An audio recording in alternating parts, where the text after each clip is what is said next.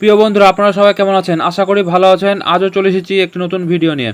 অনেকে মনে করেন ছাগলের খামার করতে হলে অনেক টাকা লাগে, কিন্তু বাস্তবতা হলো সঠিক পরিকল্পনা থাকলে মাত্র 2টি ছাগল দিয়েও একটি লাভজনক খামার গড়ে তোলা সম্ভব। কয়েকটি গুরুত্বপূর্ণ ধাপ বা পয়েন্ট হলো, প্রথম ধাপ হলো ভালো জাতের ছাগল নির্বাচন। খামারের ভবিষ্যৎ অনেকটাই নির্ভর করে শুরুতে কোন ছাগল কিনছেন তার উপর। চেষ্টা করুন সুস্থ ছাগল, রোগমুক্ত এবং ভালো বংশের পাঠি ছাগল বা দাঁড় ছাগল কিনতে। ছাগল হাটে বা ছাগল ব্যাপারীদের কাছে কেনার সময় অবশ্যই কয়েকটি লক্ষণ দেখে কিনবেন। চোখ আর নাক দিয়ে পানি না পড়া, সেই ছাগলটা ভালো। আর যদি পানি পড়ে তাহলে সেটা ঠান্ডা লাগা, সেই ছাগলটা কিনবেন না, অসুস্থ আছে। তারপর হচ্ছে শরীর সুস্থ বা শক্তপুক্ত কিনা সেটা দেখবেন, ঠিক মতো খাওয়া দাওয়া করছে কিনা সেটাও দেখে কিনবেন। আর সবথেকে গুরুত্বপূর্ণ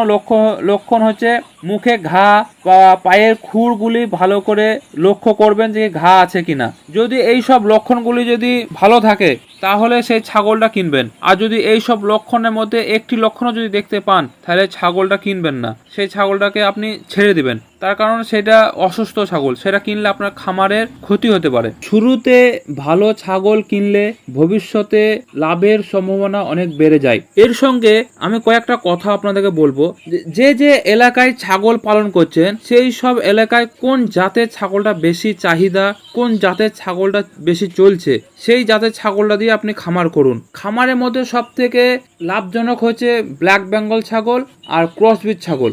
এই দুটো ছাগল সব জায়গাতেই পালন করে লাভ করা সম্ভব। দ্বিতীয় নম্বর ধাপ, পরিষ্কার পরিচ্ছন্ন খামার। একটি নোংরা খামার মানেই রোগের ঝুঁকি। আমি পরিষ্কার পরিচ্ছন্নতা নিয়েও একটা ভিডিও করেছি, সেই ভিডিওতে অনেক ভাই দেখেছে, বা যিনারা দেখেননি তারা দেখবেন, তাহলে বুঝতে পারবেন। খামার পরিষ্কার থাকলে ছাগলের রোগটা কম হয় এবং চিকিৎসা খরচাটা কমে যায় এবং লাভের অংশটা বেড়ে যায়। নিয়মিত স্বাস্থ্য পরিচর্যা, প্রতি বড় ছাগলকে 3 মাস পর পর কৃমির ওষুধ দিবেন, আর ছোট বাচ্চা হলে তাকে 3 মাস পর থেকে কৃমির ওষুধ খাওয়াবেন।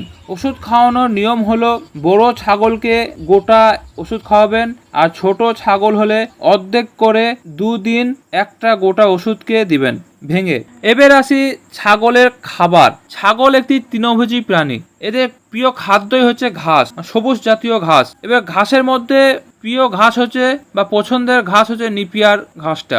এটা খামারির পক্ষেও লাভজনক এবং ছাগলও খায় ভালো এবং ছাগলের স্বাস্থ্য ভালো করতে সাহায্য করে, এতে পুষ্টিগুণও ভালো। আর এই ঘাসটা একবার লাগালে অনেক দিন চলে যায়। শুধু কাটার নিয়মটা জানতে হবে আর জায়গাগুলো পরিষ্কার পরিচ্ছন্ন রাখতে হবে। ঘাস থাকলে সেই ঘাসটাকে এসো দিয়ে বা দাউলি দিয়ে কেটে দিতে হবে, তাহলে এই ঘাসের ফলনটা ভালো থাকবে এবং সাহার পানি দিলে পুরো পুষ্টিটাই ওই ঘাসে যাবে। তাই আমি সকল খামারিকে বলবো নিপিয়ার ঘাসটা লাগান। এই ঘাসটা লাগালে আপনার অনেক দিন চলে যায় এবং একবার কাটলে দ্বিতীয়বার, তৃতীয়বার, চতুর্থবার মানে বহু কাঠ পাওয়া যায় একটা কাটিং থেকে।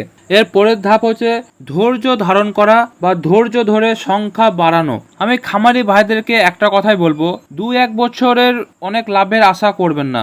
2টি মা ছাগল থেকে যদি নিয়মিত সুস্থ বাচ্চা পাওয়া যায় তাহলে ধীরে ধীরে আপনার খামারে ছাগলের সংখ্যা বাড়তে থাকবে।